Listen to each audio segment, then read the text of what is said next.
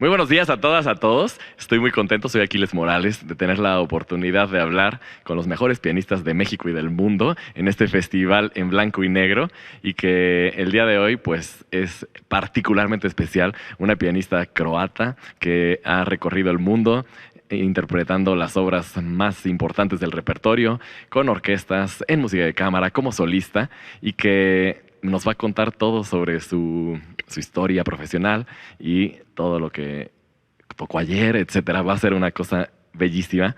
Entonces, bueno, la entrevista será traducida, va a ser mitad de inglés y luego estaré traduciendo. Estamos en línea por las redes del CENART y otras instituciones que se unieron, la Secretaría de Cultura, así es que muchas gracias. Pueden dejar sus preguntas en los comentarios y estaremos al pendiente para aquí poderlas hacer en vivo. So, Martina, welcome. Thank you so much for being here and taking your time to talk about your life and your music. Well, thank you for such a warm welcome, and I would like to just use the opportunity in case there's anybody watching who was yesterday at the concert. The audience was so warm, and I was so well received, and there's so much hospitality, so thank you so much for that. Bueno, la maestra quiere agradecer que el día de ayer el público fue tan cálido y que la recibieron de una manera muy emotiva, que estuvo muy contenta. Quiere agradecer eso. Okay, so I want to start by saying Dobar dan. Dobar dan, Achilles. Kako ste? So kako ste means how are you? Oh, yes. Dobar dan is Bon dia. Buen día. Uh-huh. I'm good, thank you. Excellent. So, now you're learning. I want to talk about your country. I have a very good friend, a conductor, and we were singing Who? Jurica Petrac. Oh my God, fantastic. You know him? Not personally, but I know the family, and I think. Yeah. Okay, so we were singing some klapa. And Need you say more? You know klapa? I know klapa. Fantastic. So I was wondering, it's so intense. It's the sea, it's the wine, it's the it's everything in there. Tell me about that strong influence in your musical, I guess, life. How does it go to the piano? What an interesting question. And I really did not expect this to be opening, so this is great. Thank you. Yes, Croatia is definitely a very unique combination of very, what you mentioned, sea and song and wine, so very Mediterranean temperament. But still, we have this Slavic depression in the same time. So we have this very deep feelings also, and we feel also very close to this Slavic culture and to the culture of Northern and Eastern Europe, but still very temperamental, very Mediterranean way. I think that's what makes the country unique, and I think, or I feel, a lot of musicians like myself, we have both of these worlds. Oh, that's very interesting. I will translate. Entonces, le pregunté a la maestra sobre sus orígenes. Ella viene de Croacia, y hablar un poco sobre pues la tradición que existe allá. Hay una tradición coral que se llama klapa, que se considera parte de los bienes inmateriales de la UNESCO, y es un tipo de canto que se hace donde se habla de la patria, del vino, del mar, y le preguntaba cómo es la influencia que ella recibe de su propio país, de estas tradiciones croatas, cómo la expresa en el piano. Entonces, bueno, lo primero que contesta es se impresiona un poco del hecho de que le esté preguntando algo así, que no lo esperaba, y dice que, bueno, hay dos lados en su país, este lado muy mediterráneo, el mar, el vino, toda esta parte del gozo propia del Mediterráneo, pero también esta parte más depresiva de los países eslavos, y que entonces como esas dos diferentes personalidades, podríamos decir, se juntan y se pueden expresar en los músicos croatas. So, yeah, I don't know if you want to say something more. No, you said it perfectly. But have you been to Croatia? I have. Well, I feel I have because so many stories. Yeah, and yeah, yeah. The You beaches, the beaches are so You beautiful. were naturalized. Yeah, but I have So not. you have to come I have and see to. the klappa and I know. We hear the sang some- klappa and hear the sea with the wine. That's the Yeah, thing. that would be so awesome. So, what I was wondering of all of that, once you, like, I really feel that Croatians have this special depth, but at the same time, as you say, it's very warm. So let's talk about the choices of the musicians. Like Liszt is something like that, right? He has so many countries within and so many personalities. Yes. So before, when I was younger, I was not a fan of Liszt because I always just saw him in a very one-dimensional, there's this macho pianist culture. Yeah, a lot of But notes. actually, he is a really multi-dimensional creature. I know, spiritual also. And if you look at what he did, it so cleverly. I mean, he was a party boy, and he was a lover, and he was a fantastic pianist, and then he was a great composer. And then when he traveled the world and did all these really crazy things, I mean, there are some crazy stories about his life. Then he went all spiritual, and he took And the he wanted to be a religious, priest. so he even did that. So it seems like incredible and almost unfair that one person would do so much in his life. One only life. But one only life. But it just tells us how big his appetite for the world was. Yeah. Do you have that appetite? I do not want to be a priest. Bueno, le preguntaba Yes. sobre, but all of the rest, le preguntaba sobre este compositor Franz Liszt que interpretó ayer una de sus obras, en el sentido de que es alguien que también tiene estas facetas diferentes. Él fue un gran pianista, un compositor que también estaba caracterizado por desmayar a las chicas en los conciertos, etcétera, pero también tuvo un lado muy espiritual y entonces, bueno, le preguntaba que cómo se relacionaba con ese compositor y decía que de joven no le gustaba mucho, le parecía un macho del piano, ¿no? Muchas notas, muy rápido, virtuosismo, pero después ya conociéndolo vio todas estas facetas, ¿no? Y las cosas que hizo en el lado espiritual, en el lado también de historias de vida muy variadas y pues pudo ver este apetito por el mundo, este apetito por la vida. Y le pregunté entonces si ella tiene este mismo apetito. Dice que sí, excepto que no le interesa ser una sacerdotisa. Bueno, great. So I would like to know a little bit about your beginnings. Like, you started playing the piano. Why? How was your first piano lessons? When did it change to be a real professional thing? A little bit about your Zagreb. Well, it's almost boring because I'm from a musician family. Even more boring, my parents were pianists. Okay. So in that sense, there was not really a beginning. There was just transitions and kind of cruising in between different levels of imitating what my parents were doing. Okay. And then in one moment, this imitation of what I was seeing in my family had to become more structured education. So they found a piano teacher. My mother found a piano teacher because she had no authority over me. It was impossible. So she found a piano teacher and said, "You go to school to her." You were a very rebel from your... Absolutely. Oh, yeah? Absolutely, virtually unteachable. Unteachable. Okay. And with your teacher, the one she found, you were... Then it was calm for a while.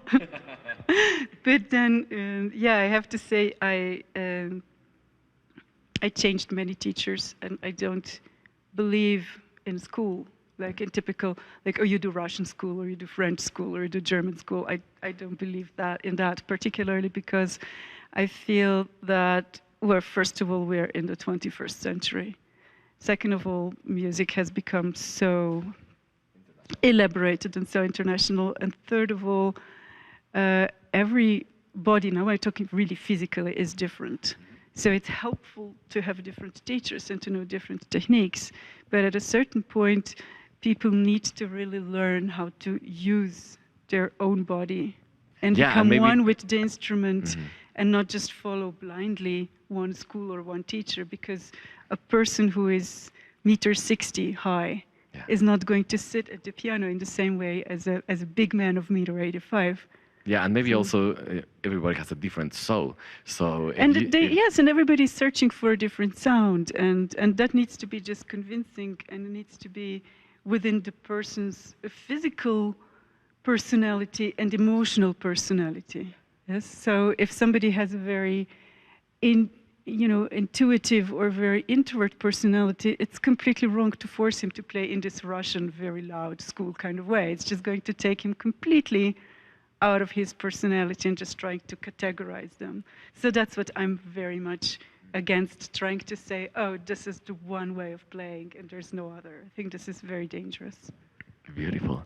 Le preguntaba entonces sobre sus inicios y contesta que casi fue aburrido porque sus padres, los dos pianistas, entonces que más que un inicio pues fue una especie de transición y que como su madre no le podía enseñar nada porque ella se considera alguien unteachable, alguien que no le pueden enseñar, entonces le consiguió una primera maestra y entonces le preguntaba si con ella sí se dejó.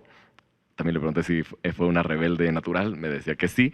Y con esta primera maestra, entonces dices que sí, un poco de tiempo mantuvo la calma, pero después ya no. Y entonces habló de algo muy interesante, el principio de la individualidad y cómo en realidad no se puede como tal enseñar a hacer algo de una forma, vamos a decir, de la escuela rusa, de la escuela francesa, puesto que cada quien tiene un cuerpo diferente, unas manos diferentes y también una emoción diferente y que entonces no se puede decirle a alguien, haz esto así, cada quien tiene que descubrir su propio sonido y su propia forma de tocar. Good. So, a little bit against that idea. Do you have one or some teachers that have really changed you, or somebody that really taught you something transcendent, or do you have always been independent thinker, or is there someone that gave you something special? Well, of course, there were many people that marked me in different ways. I always started to rebel when I started to feel like I had to be categorized. Okay. So this was always a big problem for me. But I remember that, I studied in Hanover with Karl-Heinz Kämmerling. So for a certain time, he was a fantastic teacher, and he really taught me some very solid German basic things that with my Croatian temperament were probably very good for me at the time. Which kind of things?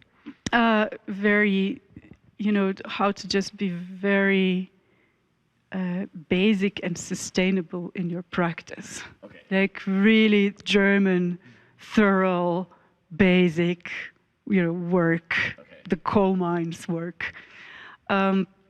Because I was always talented and things were going easy for me, so I was like just cruising through them, and he kind of really grounded me. So that was very valuable. And then when I was in Como Piano Academy, I remember having some amazing moments with Dmitry Bashkirov, who just never let me be in my comfort zone. Okay. So he always overwhelmed you with requests and with details and with things to do. And if you didn't do them in those 30 seconds, then he would say, you're stupid.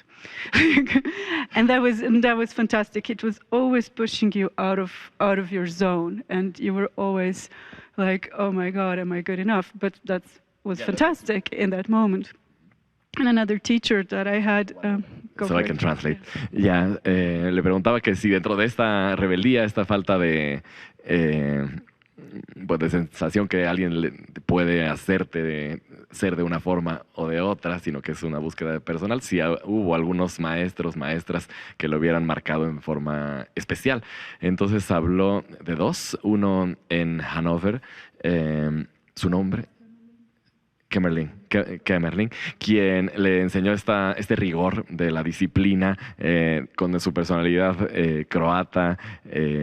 Necesitaba esa parte de sentirse más en la tierra y pues esa disciplina alemana que le ayudó mucho. Y después habló en la Academia de Com, el maestro Bashkirov, quien le hacía siempre ir más allá en los detalles, le pedía muchas cosas y si en 30 segundos no lo había resuelto, ya le decía que eran unos estúpidos. Y entonces decía que eso le parecía muy bien, porque le obligó a ir más lejos, ¿no? y a avanzar en su técnica. And then there was a third person that I really should not forget right now, because it was the biggest thing that anybody ever did for me, was my Korean teacher, who is now back in Seoul in South Korea. Her name is Mi Kyung Kim. And she made me watch my video recordings. That was the lesson. So because she really developed my awareness. So I would come to the studio, she would record with professional equipment and the camera. Then I played 20 minutes, half an hour, the piece or whatever, and then she made me watch it. And then she would stop the recording, says, "Here, you see, you're so boring." And then she would say, "See, 2 minutes 45, it's like nothing." So it was incredible criticism and really watching every single second of my playing. But that made me so hyper aware of what I was doing. And I still do it sometimes if I have the mental force. No, it's a mirror. It's a mirror. It's the worst thing. Yeah, it's difficult. So, habló de una tercera persona a quien no debía de olvidar, que es su maestra coreana, que actualmente ya regresó a Seúl, y que su nombre, Mi Kyung Kim. Kim, quien le enseña a verse en video, ¿no? 20 minutos, 30 minutos de tocar y después observarse en detalle, y de pronto le decía, mira, en el minuto 2 y 30 segundos fue muy aburrido, no hiciste nada ahí, y entonces eso la hizo volverse muy consciente de lo que estaba haciendo, y pues fue una gran enseñanza. Dice que todavía a veces cuando tiene la fuerza interna sigue viendo sus videos para aprender. Wow. Sometimes. I know, it's hard. It's the hardest. Ya, es muy difícil, es el espejo, ¿no? Yeah. And well, so real life, the competitions, that's very hard, I think. I don't know, how did you live that being with others and trying to be the best and all of the energy of competitions? Some people like it. It was so awful. Yeah. It was terrible. It was so awful. And but there was, I mean, in another moment I realized there is no other way. Either you do this or you do not. And then you take away a lot of chances from yourself. I think in those competitions when I was doing well, I survived mentally by, I was doing a lot of meditating daily. And I had almost no, and it was difficult because already it was time of social networks and phones, but I was isolating myself completely from the outside world. I wasn't talking to other people. I wasn't watching the platforms. I wasn't seeing what people on Facebook were saying, nothing. I was just recording myself and practicing and focusing on every performance like it's a concert. And so it was a little bit strange to, be maybe sometimes in the same house with 40 other pianists and not talk to anybody for 3 weeks. And probably I looked crazy, but it was a way to focus and survive. Wow. Le preguntaba sobre, bueno, pasando de los estudios ya a la profesionalización, la manera muchas veces son los concursos. Ella hizo varios, ganó varios y le preguntaba cómo lo vivió. Hay gente que le puede llegar a gustar, pero es difícil. Me dice que era terrible, que no es algo que le gustara, pero que pues es la manera de poder acceder a algo más después. Entonces que pues si los haces o si no, pues simplemente no puedes llegar a más. Entonces me decía que la forma en que lo hizo fue encerrarse en ella misma, en meditación, en una concentración sobre su propia persona, y que incluso de pronto estaba, pues ya era el tiempo de las redes sociales, no veía Facebook, no veía nada, solo se concentraba en lo que estaba haciendo, y también de pronto estaban en un mismo hospedaje todos los pianistas que iban a concursar, 30, 40 pianistas, y que no hablaba con nadie, ¿no? Se la pasaba completamente en su tema, y que fue la manera de sobrevivir y fue la manera de poderlo hacer bien. Yeah, because I remember, now you made me remember. It's this atmosphere when you're around with 40 pianists, people start talking, and then one says, "Oh, did you see that jury member? He has a student at the competition, and for sure he's going to win." And then the other says, "Oh, that other jury member is so awful. He always pushes on other people." And then the third one says, "Oh, but the piano is awful. I don't feel good on that piano." So, you talk to people and you get all this negative feedback, which makes you paranoid, and you haven't even played a note. So, of course, there was competitions where I listened to this, and then I didn't win. Because it's really just, maybe I was too sensitive, but it really disturbed me mentally to listen to these stories. So then I chose not to listen to them. Ya. Nos cuenta que una de las cosas que pasa cuando sí hablas con la gente, empiezan los otros pianistas a decir, es que sabes, este miembro del jurado tiene a su alumno concursando y pues obviamente lo va a preferir, o este miembro del jurado es horrible, o el piano está muy mal y yo no puedo tocar ahí. Entonces dice que en los concursos donde sí escuchó a sus colegas, no ganó porque pues esas energías malas la distraen, ¿no? Entonces que era mejor pues no hablar con ellos. Pues sí. Y tell me a little bit about I read that it was very important, the Cleveland competition. Tell me. Cleveland was the one where we all lived in the same house, and I spoke to nobody for 3 weeks. But it was a good competition for me. Interestingly enough, the first time I applied for Cleveland was 2007. And I'm telling this because of students who are maybe listening and who maybe want to give up on something. So first time I applied for Cleveland was 2007. And that it's a big competition, and they do international auditions where you go and you have to take a video, and then from the video recordings, they choose 35 people who go to Cleveland. And initially maybe 200 or 250 apply. So 2007 I applied. I wasn't even invited to the audition. I was so upset. And then 2009, I sent the application. Remember when I sent it with the post, I was like, I'm going to win this thing.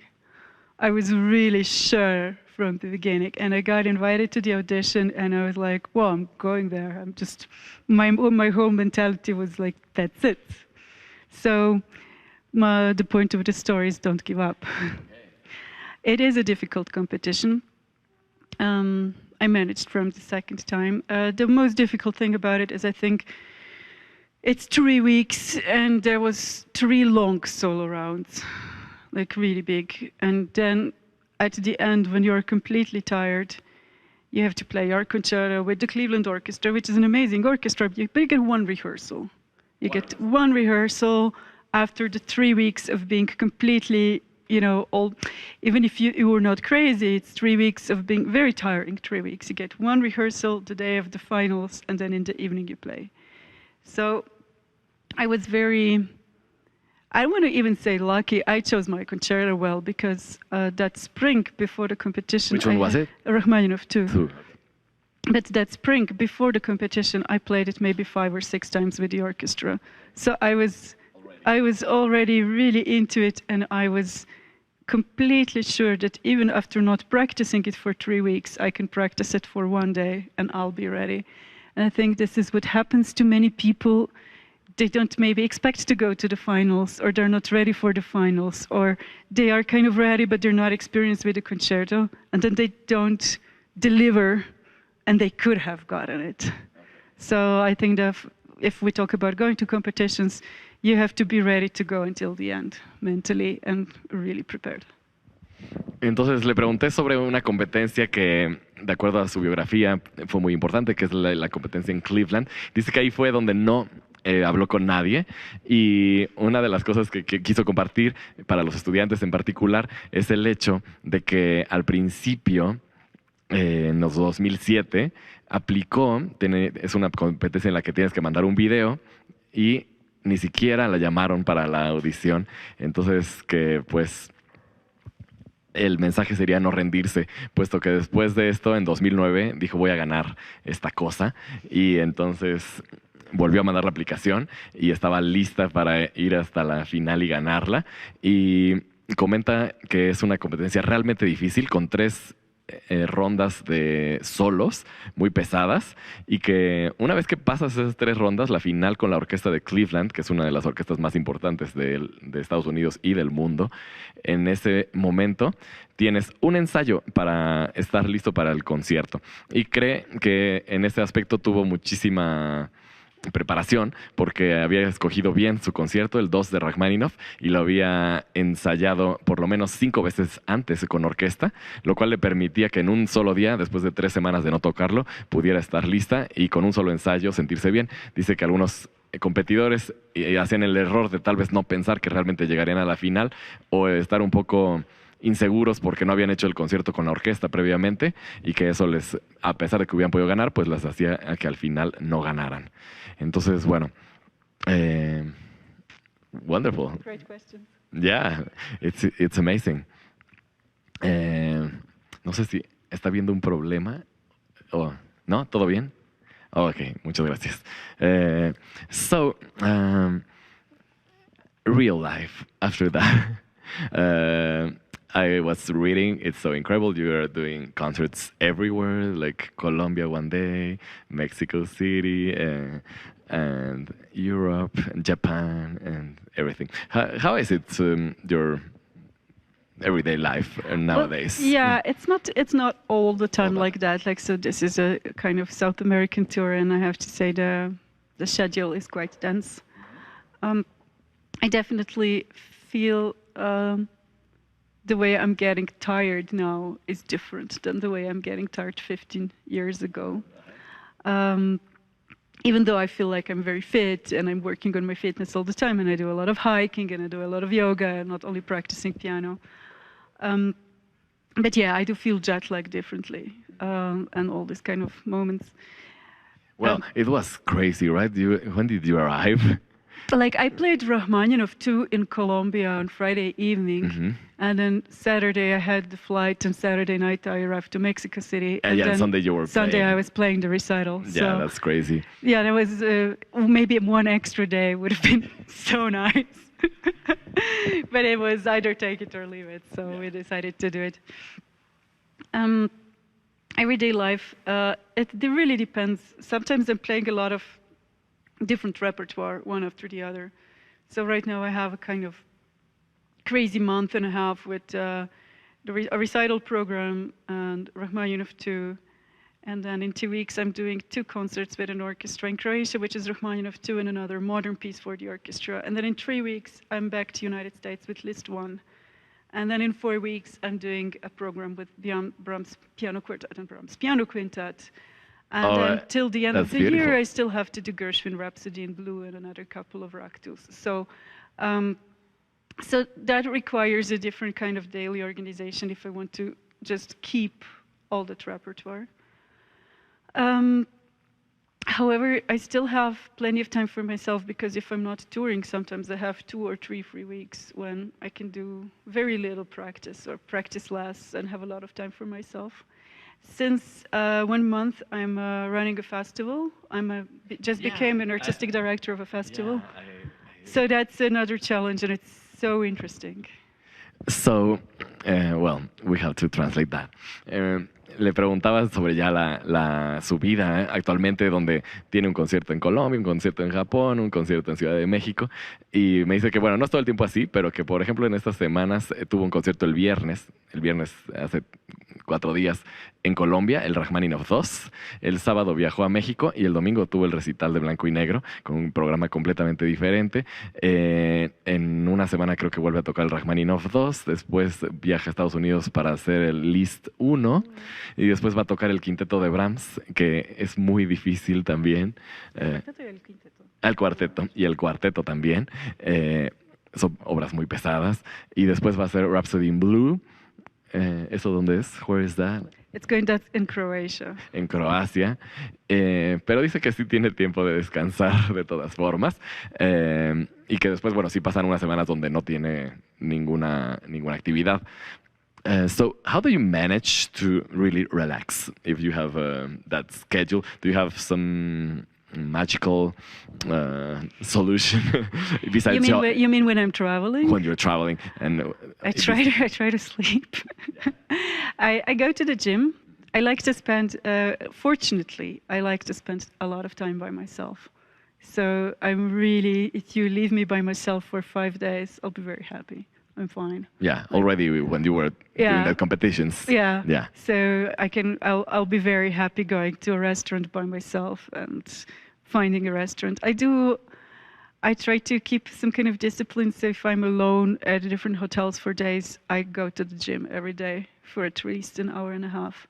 And I do some meditation just to keep very, very chill. And then so like the fitness makes me tired and, and the meditation makes me chill.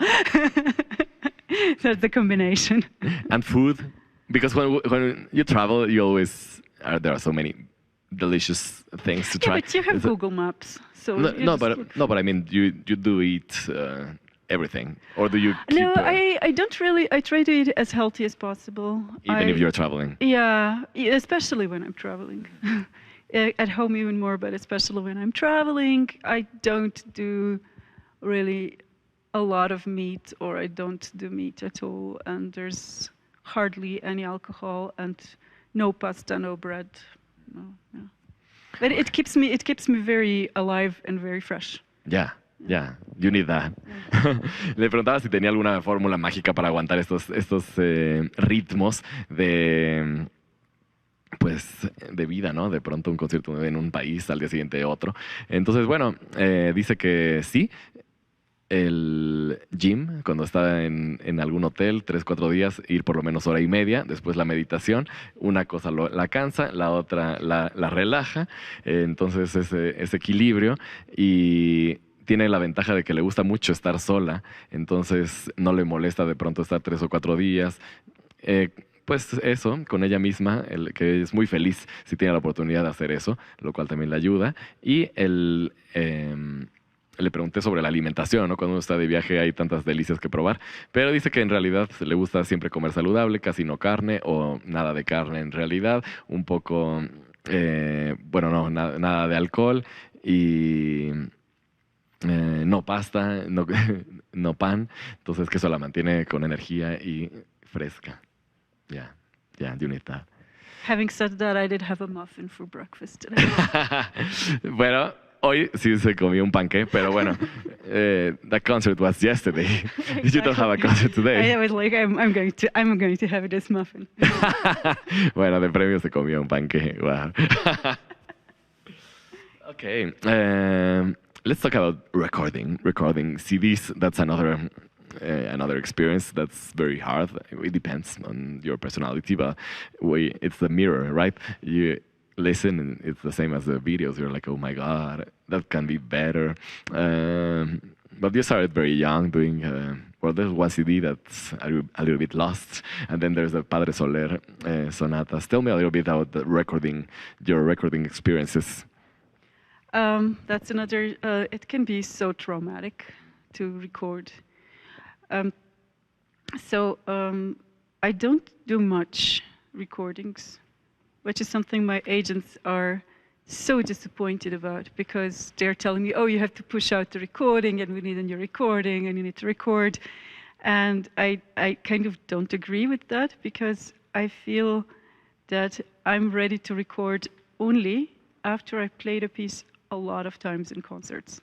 So once you really saw the piece in different halls and different pianos and different audiences, and you really felt it from, because sometimes there are people who make recordings. It's like, oh, nobody recorded that, let me learn it and record it in 2 months. And I'm not sure if I appreciate it, I respect it, but I'm not sure this is what I need.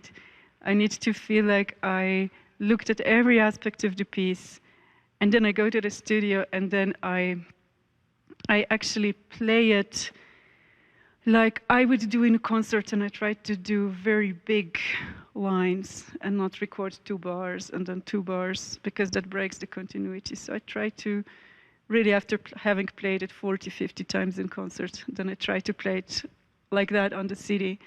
So of course, if you have this kind of philosophy, you can't make a new CD every year. And I'm perfectly okay with that. It sounds amazing, because usually it's the other way around, because you're going to tour, so you need to have the CD ready to sell or whatever. And I don't care. Yeah, good. No, it's wonderful. Le preguntaba sobre la experiencia de grabar. Grabar es muy difícil porque uno se escucha y pues queda para la posteridad y cualquier detalle. Y me contesta que ella es un poco diferente, sus agentes quieren que esté grabando y ella no está tan de acuerdo de estar grabando todo el tiempo, porque para ella grabar algo le gusta haberlo tocado muchas veces en concierto, en diferentes salas, haber sentido las diferentes acústicas y poder grabar de la manera pues que es la mejor, que es de tomas largas, en la que se escuche realmente la idea completa y no que uno va grabando casi compás por compás y pegando, porque eso le quita la continuidad a las frases. Entonces, que para poder hacer eso, pues no puedes aprenderte una pieza un mes antes y después tocarla, sino que tiene que haber una madurez y un trabajo ya de haberla interpretado muchas veces. Entonces, que a ella no le importa no estar grabando todo el tiempo un disco cada año, porque siente que la manera que ella lo hace bien es después de haberlo grabado muchas veces. Yeah, there are some examples. I'm thinking about Brendel. He recorded Beethoven's concertos, like, I don't know, 4 times, or many times he did that. The last one, it's magical, because he already played that. He played this his entire life, and so. it changes through the decades how he sees it and everything. But now you were mentioning Brendel, and I was also going to mention Brendel and Polini and Richter and Pogorelic, and they made this amazing recordings. Do we really need the 75th recording of Beethoven's Sonata or Chopin? I mean, we really, if we do recordings, they have to be so personal and so special. Yeah, something that there is a reason to record it. Otherwise, we have the best recordings already. Yeah. More or less. Yeah, you're right. Look, yo le preguntaba, por ejemplo, de Alfred Brendel, que grabó los conciertos de Beethoven muchas veces, y ya la última vez que los graba es una cosa impresionante, porque justamente los ha tocado toda su vida, es parte de su repertorio de vida. Entonces me dice que sí, justamente hay pianistas como Polini, como Brendel, Richter, que han tocado toda su vida y han hecho las mejores grabaciones, que si realmente se necesita que haya una grabación 200 de los conciertos de Beethoven, cuando ya están las mejores versiones. But, one second.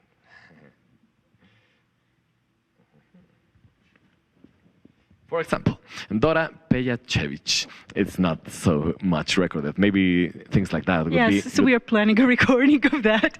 We just recorded the Fantasia Concertante, and we are planning a recording of the concerto. Okay.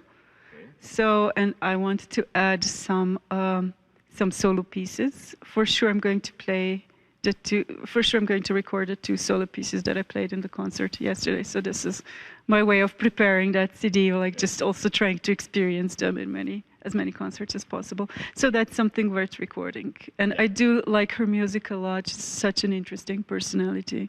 I know, and, I was reading. And now she's having, like many artists, this kind of revival after 100 years of her death. They made a movie. They made a movie. They're making a lot of things now, which doesn't mean we shouldn't, make an extra thing. We did a big concert in Croatia that also had a lot of her works on it. Some of the voice and piano works are so good. I mean, they're on level of Hugo Wolf. They're really such high-level writing. And when it Well, comes I to think that- miniatures, she's so special. I think we should tell the audience a little bit about her because I don't know, I'm not sure they know. Le pregunté, porque bueno, hablaba de hacer la grabación 200 o 300 de los conciertos de Beethoven, pero justo en el concierto que interpretó, la maestra tocó una compositora croata que se llama Dora Pejacevic, quien, tal vez lo pronunció mal. No, very good pronunciation, very good. Ok. Quien, pues, sería interesante hacer algo, porque no existen 200 grabaciones de esa música. Entonces, bueno, me empezó a hablar sobre que justamente sí, hay un proyecto de grabar su concierto para piano y las 2 piezas que interpretó ayer, y que de esa forma sí vale la pena hacer una grabación de esto. Entonces yo le pregunté si nos puede hablar un poco de la compositora croata, Dora, porque no la conocemos. We don't know her so much in Mexico. So maybe you can tell us a little bit about her. Well, this year, which is 2023, we marked the 100th anniversary of her death. She was a very interesting personality. Anyway, at that time, still, you know, of course, female composers today are not anymore a topic. It's completely normal. But back then, still, you know, after Clara Schumann and Fanny Mendelssohn, there was, in Poland, there was Grażyna Bacewicz, etc. But there were not so many female composers that were so active. She was extremely talented. She was of a noble origin, aristocratic. I think her father was a count. So she did get good education. She played violin and piano. And she got educated in Budapest and in Dresden. She died after childbirth, or shortly after childbirth, age 37 or 38. So she died very young, but she left 1 big symphony, 1 big piano concerto, 1 big fantasy for piano and orchestra, a lot of small miniatures for piano, of which we heard some yesterday. An overture for orchestra, some lieder for voice and piano, some wonderful chamber music works. It's a very late romantic, A bit contemporary already. Yeah, going towards expressionist modernism, but not quite yet. Late romantic style of expression, very exuberant, very opulent, very rich in harmonies and orchestration. Definitely an interesting composer.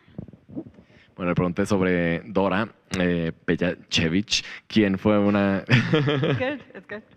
quien fue una compositora, pues hace 100 años, se cumplen 100 años de su muerte, y que lo que ahora pues es más común, aunque siento que todavía no al 100%, pero en ese tiempo todavía menos, exceptuando Clara Schumann o Fanny Mendelssohn o una compositora polaca que no podría pronunciar, pero que pues ella así fue una innovadora en su tiempo, que estudió en Alemania y también en Hungría, y que dejó un legado impresionante de obras, de canciones, de lieder, dejó también miniaturas para piano, como las 2 que interpretó ayer, el concierto para piano, y obras que están al nivel de Hugo Wolf, ¿no? Entonces, bueno, entonces que sí vale muchísimo la pena recuperar su obra. Yeah, that's a great news that you're doing that CD. Yeah, I'm really happy about that too. That's wonderful. So you just told us about the festival, Dubrovnik. Yeah. So now, because she's not busy enough, now you're the you're the director of the festival. So tell me about that festival and what will your vision for it will be. Well, the Dubrovnik Festival is probably the biggest manifestation of this kind in Croatia. It's a summer festival, but It's music festival, or it's music and the drama. But drama. we are trying also to do exhibitions along the drama. There's some ballet and some folklore. So it's about 6 weeks long. So it needs to encompass quite a lot of different things. I'm actually just took over the artistic leadership of the festival now, but generally it's a really well-oiled machine, because next year we will be celebrating like the 75th edition of the festival. And the future direction will be more thematic, because I feel that the program is so diverse that it needs some kind of glue Unity. that is going to tie it together, even if just loosely and even if just, kind of in a very relaxed way. So the next season, it's the Mediterranean, which is such a beautiful topic for us. And it's, something that everybody who is from Croatia or coming to Croatia will be feeling, connected with. But it's still, loose enough that you can connect many different things. So, for example, we're going to have Shakespeare's Storm, which still happens in an island in the Mediterranean, in the drama department. And we're going to have Jordi Savall and his Period 21, which are amazing. One of my favorite pianists is going to perform, which is Pierre-Laurent Aimard. So I can't tell you about the entire program yet. So we're going in that direction. It's going to be, I hope and I believe, a very interesting edition. Sounds awesome. Le pregunté sobre, porque como no está suficientemente ocupada, la acaban de nombrar la directora del Festival de Dubrovnik, y le pregunté sobre este nuevo encargo. Acaba de tomar el rol y están planeando la edición siguiente. Dice una maquinaria que ya está bastante aceitada, lleva 75 años sucediendo. Es un festival que dura 6 semanas y en esta edición que viene, ella siente que lo que le hacía falta era a lo mejor una unidad, un tema que le diera unidad a todas las diferentes manifestaciones, puesto que es un festival de música, de teatro, pero también van a intentar que haya exposiciones y que haya, por ejemplo, ballet, que haya danza. Entonces, en la siguiente edición, el tema que le va a dar unidad a todo va a ser el Mediterráneo, que pues en Croacia es un tema fascinante, están ahí las playas y las historias, y que además es una manera bastante amplia de incorporar muchas de las temáticas. Por ejemplo, habrá Shakespeare, la tempestad, que sucede en una isla en el Mediterráneo, por ejemplo, o también habrá un gran pianista que Pierre Aimard, uno de los más grandes pianistas, y Jordi Savall. Jordi Savall. Ya, claro, el grandísimo Jordi Savall. Beautiful. It sounds awesome. Yeah, we are. It's so interesting for me. I don't plan to perform at the festival because, realistically, I don't think that I will perform outside of it. But I performed there many times as a guest artist. So it's time for me to, at least when it comes to that particular festival, to give opportunity to other people. To other people, yeah. Because even if it's 6 weeks long, it's still a limited opportunity. However, I believe that we can really take it in a new and in a fresh direction. It's not going to fail without me, but every person that comes as an artistic director always brings a little bit of new spice. And I personally feel that it's healthy for this kind of organizations to change artistic leadership every now and then, or to just get a little bit of fresh ideas. And sometimes they always build up like that. And after me, there will be another artistic director who will bring other ideas, and that's good. Yeah, let us know if you need some Mexican spice, artistic. Everybody needs Mexican spice. Because we could do something there. That would be so awesome. Nos cuenta un poco sobre la siguiente edición en la que ella no va a participar como intérprete, ya lo ha hecho muchas veces y quiere darle el paso a otras personas, aunque eso dura 6 semanas, pues son ocasiones limitadas. Y habla de la importancia de que cada cierto tiempo cambien de dirección, puesto que cada nuevo director pues le da una diferencia, le pone su toque, algo va a aportar que cambie el festival. Entonces, bueno, yo ya le decía que si necesitan algo mexicano, pues que sí nos inviten, ¿no? Sería muy bello. Well, let's talk about your concert. What a wonderful concert. And I love the energy that you put into all of the different styles. Like, there was a lot of passion in Handel and in Ligeti and also in Schumann, of course, and everything. I was like, oh, everything is full of passion and beautiful. How did it, well, you needed to play 4 centuries. Did you mean I had that extra coffee before the concert and maybe I shouldn't have? I felt you had. I was like, oh my God, so much energy. And some parts of the Handel, I was like, oh, I love it. It's so, yeah. Well, about Handel we can discuss, but the moment you take it on a modern piano, I'm not a fan of trying to play like it's harpsichord if we're playing it on the piano. I know, it was powerful. I was like, it sounded like orchestra. It's more like an orchestral approach. Yeah, it was a very orchestral approach because I also felt like that overture, it has so much to do with whatever Jean-Baptiste Lully was writing. It's so Lulu or it's so Rameau in that sense. And I'm always, when I'm playing that, I'm always imagining actually a big orchestra. It sounds like that. It sounded like that. Yeah, rather than a small. And I'm imagining that conductor with, not the conducting stick, but with the cane. Yeah, that's and what I'm kill their foot with yeah, like that. Who was that? That was Lulu. That was Lulu. What a way to die for the music. Yeah. But yeah, that's what I'm imagining when I'm playing that. So yeah, I'm imagining a big sound, and I had a discussion about that with a friend who is a harpsichord player, and he was like, I love you, but and I was like, well, go play it on a harpsichord. Boring. Ya, bueno, le comentaba sobre ya el repertorio de ayer, del concierto en Blanco y Negro, y cómo pues su interpretación llena de pasión en todas las piezas, desde la primera parte Ligeti, después Händel, impresionante, Schumann obviamente, y bueno, también Dora Pejachevich, y ¿perdón?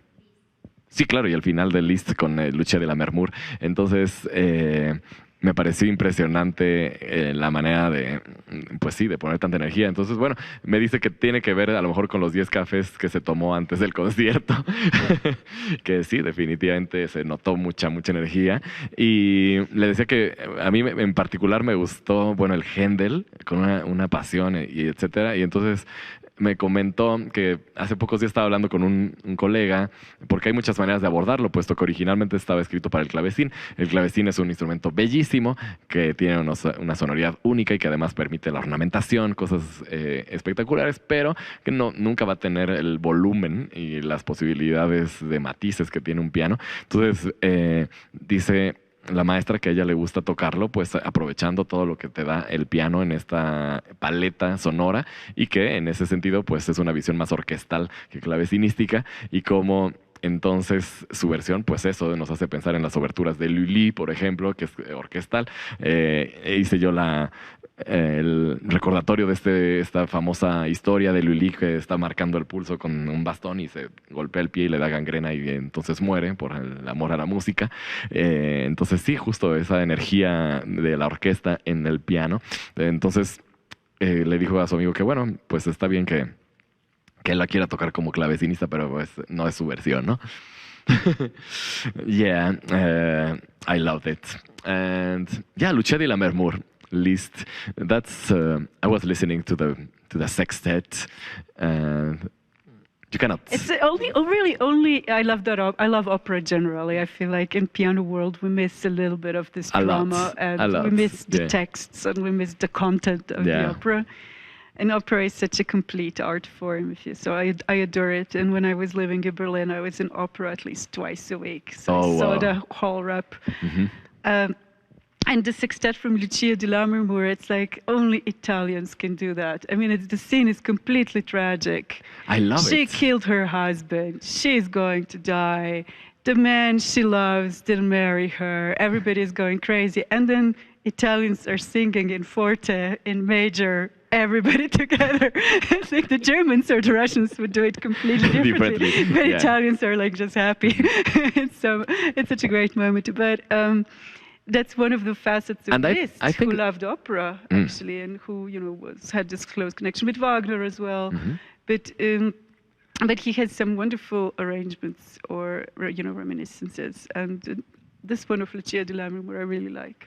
It's wonderful. And I think it's one of the most important moments in the whole planet of the opera. Yeah, absolutely.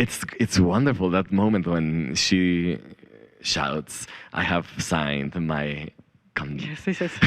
And then it starts, as you say, everybody singing in a major key with a lot of passion.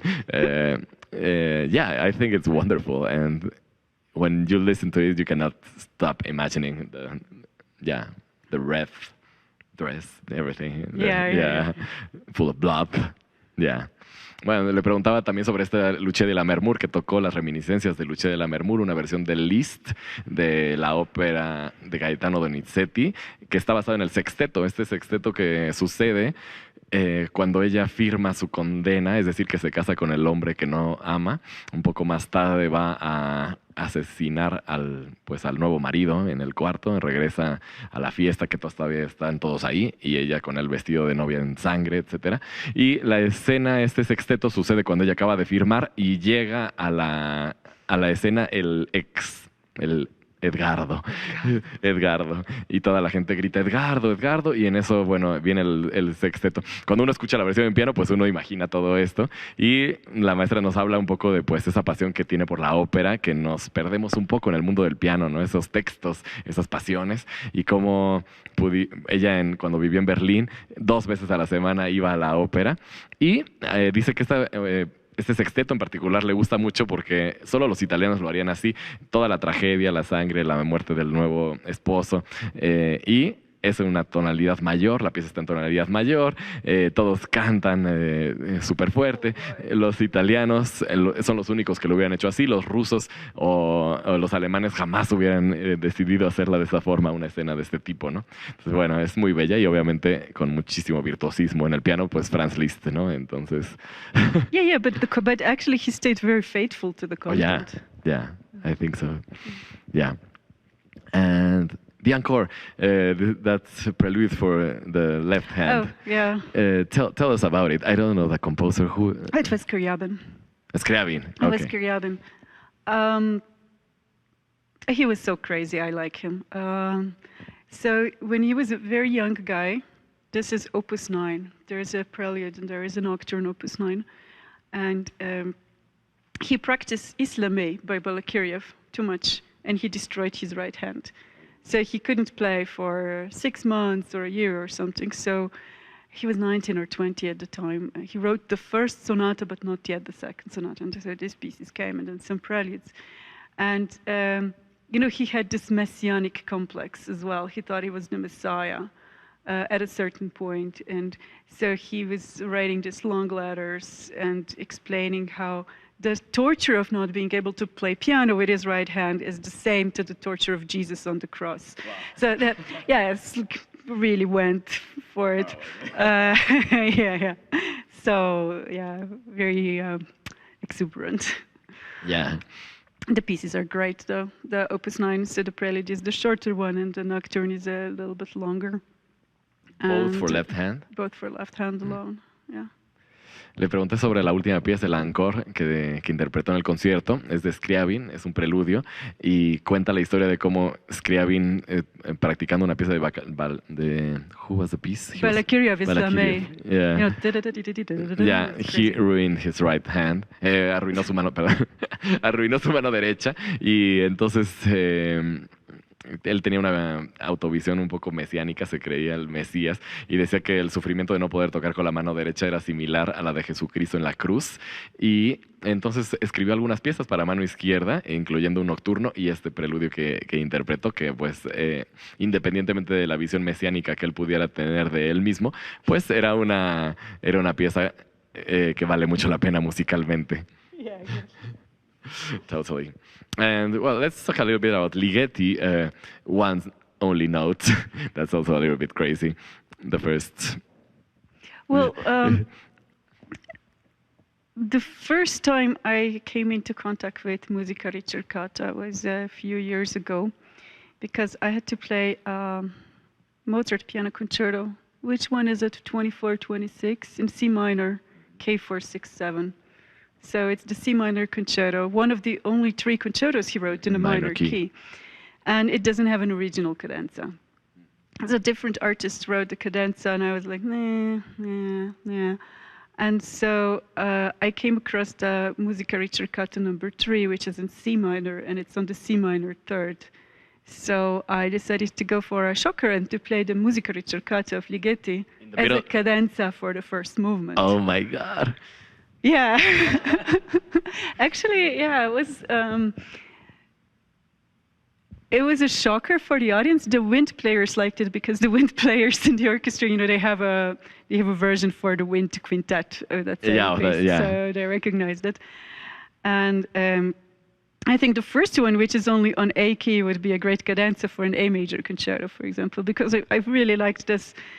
Because the cadenzas were always a contemporary influence, right? And somehow, for some other Mozart concertos, I did write my own cadenzas. And for this one, it's already so romantic in its expression. I somehow didn't have my own feeling to write a cadenza, so I thought Ligeti would be an interesting choice.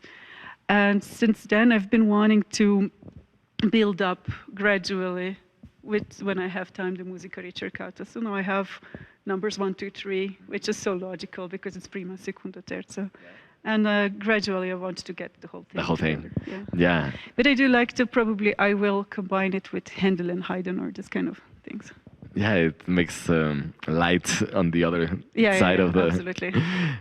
Una historia increíble. Le pregunté sobre las primeras piezas que interpretó, la música ricercata de Ligeti, y nos cuenta que la primera vez que la interpretó estaba tocando el concierto en do menor de Mozart y que las cadencias que existen del primer movimiento, on the first movement, las cadencias que existen en el primer movimiento no le parecían...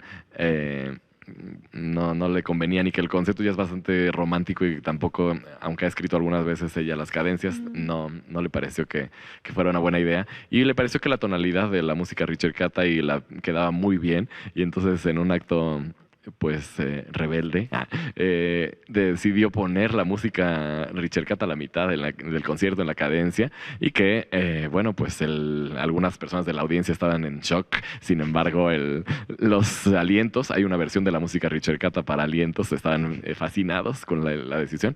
Yo creo que a mí sí me hubiera gustado. I think I would have loved it. Sorry? I think I would have loved it to listen to música ricercata in the middle of Mozart. But the cadenzas was always the contemporary expression. Yeah, and free. But because I wrote for some other concertos, I wrote my own cadenzas in kind of Mozart Beethoven style.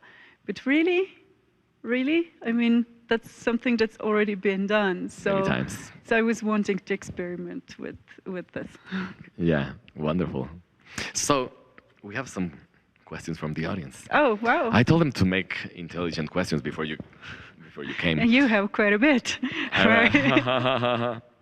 So let's see. Well, which could be the most complicated thing while playing a piece?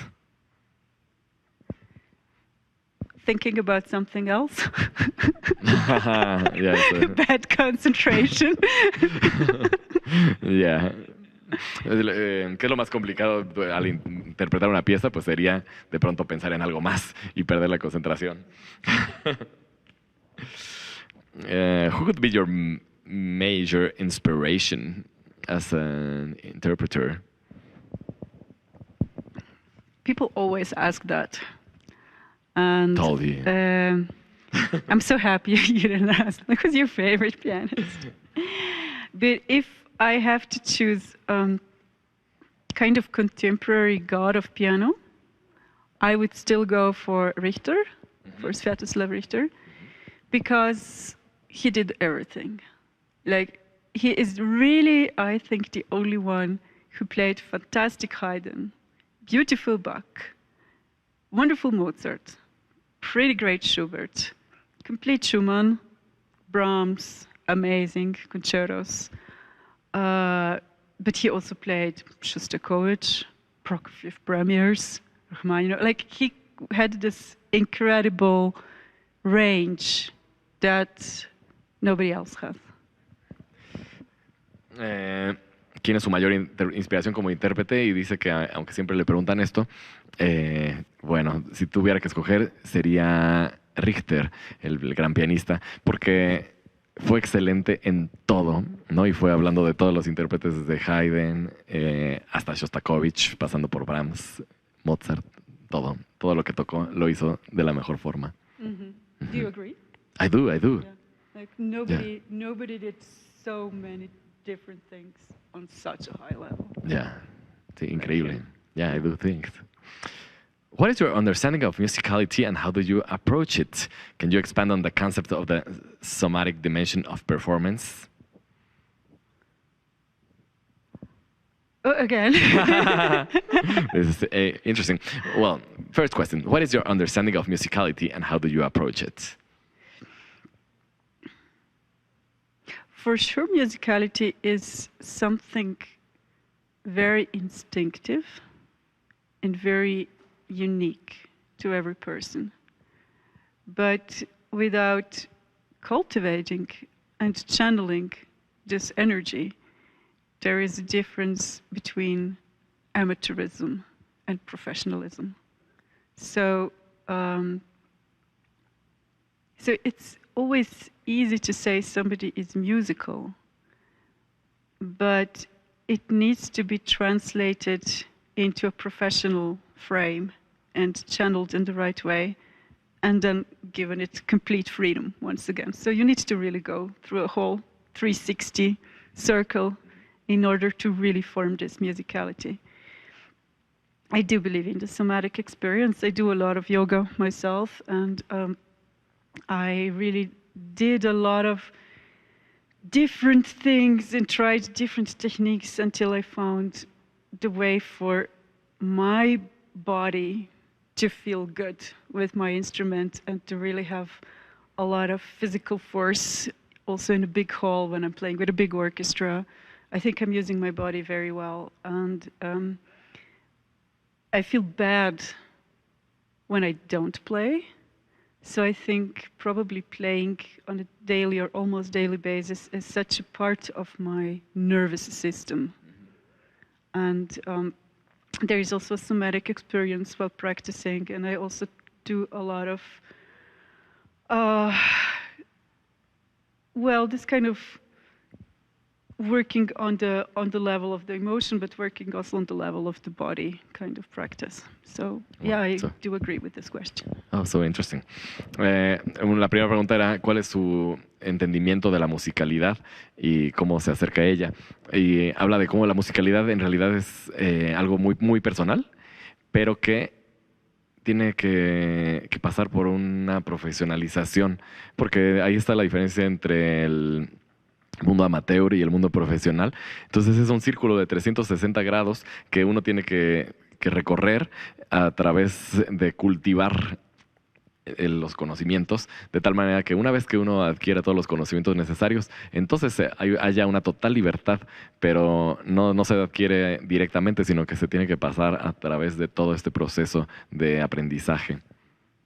Y la otra pregunta era cómo trabaja el concepto de la dimensión somática en la interpretación, y dice que efectivamente hay toda una búsqueda en ella misma de cómo utilizar su cuerpo de la mejor manera, ¿no? Al momento de tocar con una orquesta sinfónica, cómo sentir la fuerza y que el cuerpo responde a estas exigencias tan grandes.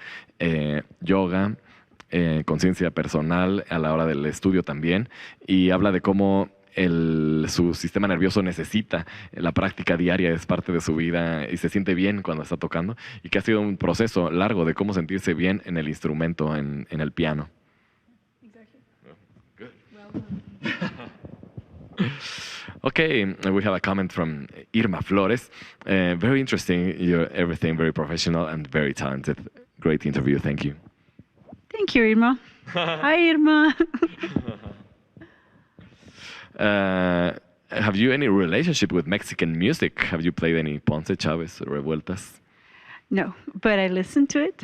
Okay, well, you can always start.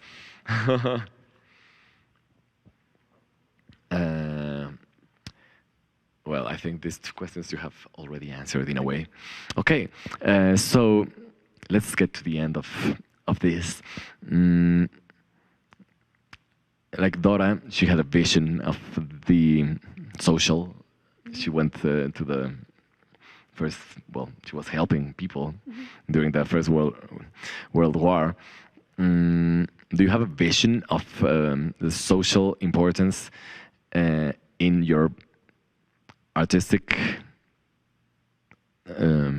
like your music? Do you have a social way of seeing it? Do you think about the situation in the world, or you just, I don't know, how do you see that? I have very mixed feelings about it, because on one side we have to be aware of our place in the world as musicians, and if we are honest, our place in the world is with music that is listened to by 1% of the population. So I don't feel we should get arrogant and start preaching people what they should do with their lives, because the majority of the population has real problems and real worries. And just going and telling them that some Beethoven is going to make it all better, that would be so dangerously naive.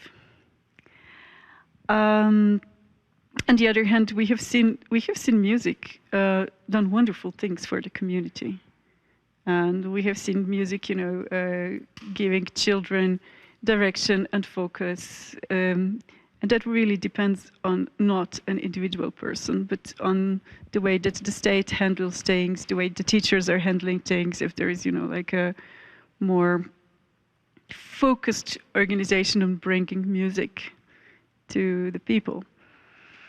One thing we can do in the future, and that we are going to do at the festival, is that we are going to have a lot of, within financial reach, a lot of programs reaching out to children, and a lot of programs designed for children, not only music but also theater, so like shows for children, shows that are not trying to make them listen to an entire Beethoven symphony, but just giving them short boosts of really good music that they could enjoy for the beginning. And since we are at the festival, we are using the community money. We have to give this money also somehow back to the community, not only just for the, let's say, elite group of people who are going to listen to Jordi Savall. But it is a very, I have very mixed feelings about it. I have very mixed feelings about musicians being politically active. Most of them are not generally educated enough to be politically active. And I feel like so many people should just bring their music to the people, but maybe not necessarily their opinions. But that's just my point of view. Le preguntaba sobre su visión de la importancia social que puede tener un artista en la situación que se vive en general en el mundo, y dice que tiene una opinión dividida. De un lado dice que pues la música que hacemos la escucha si acaso el 1% de la población, y que resultaría incluso arrogante estar diciéndole a la gente qué pensar o cómo actuar, puesto que nuestro verdadero lugar en el mundo es muy, muy reducido. Del otro lado dice que sí, efectivamente, la música ha cambiado a las comunidades.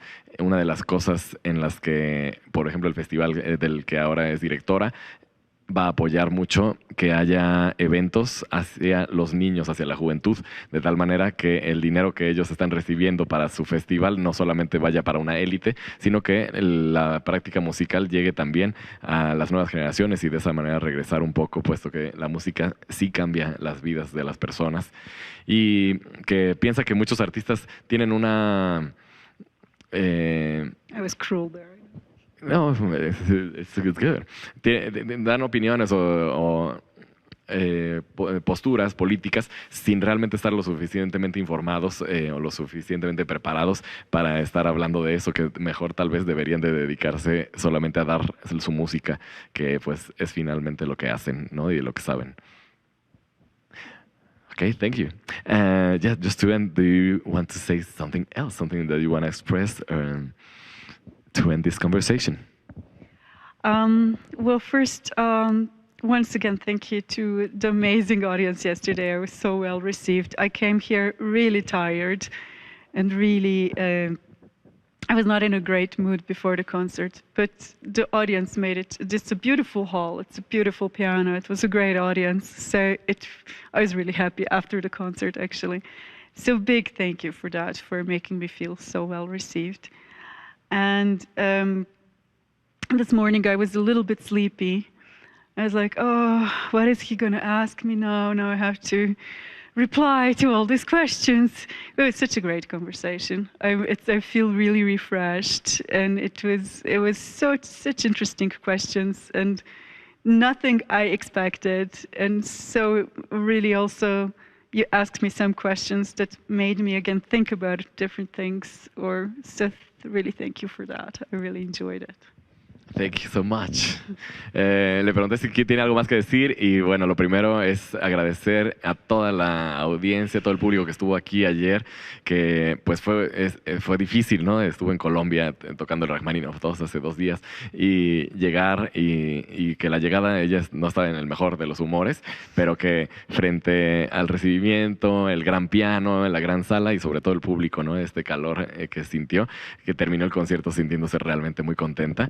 De un lado. Y del otro lado habló de que hoy en la mañana pues estaba obviamente cansada y venía a la entrevista pensando qué me van a preguntar, tengo que contestar todas estas preguntas, pero que pues los temas que se tocaron, las preguntas que hubieron fueron inesperadas y que realmente le hicieron salir refrescada y con algún tipo de reflexión sobre su propia práctica y su propia vida. Entonces me agradeció también la entrevista. Thank you so much. It was great, and I wish you the best of lucks in your career. Thank you, and I hope you guys are going to have a great festival till the end, and wishing a lot of success to all the next artists until the end of the festival. Thank you. Le deseo todo el éxito al festival y a los artistas que faltan todavía. Entonces, bueno, si usted está observando esta entrevista, tenemos todavía 2 entrevistas más para el último fin de semana, así es que ahí en las redes del CENARTE está toda la información para que nos sigan y pues sobre todo que vengan a escuchar a estos grandes pianistas. Muchas gracias y hasta la próxima.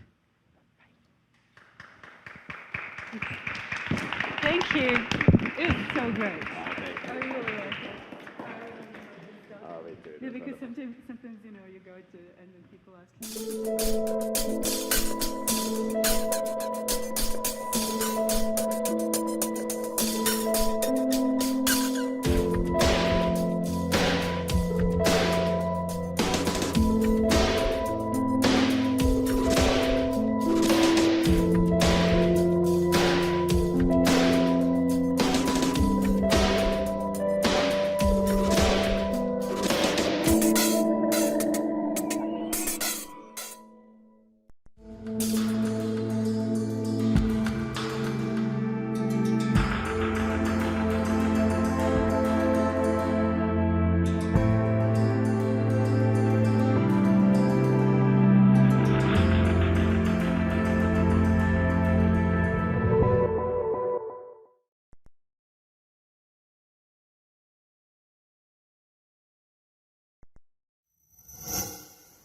Gobierno de México.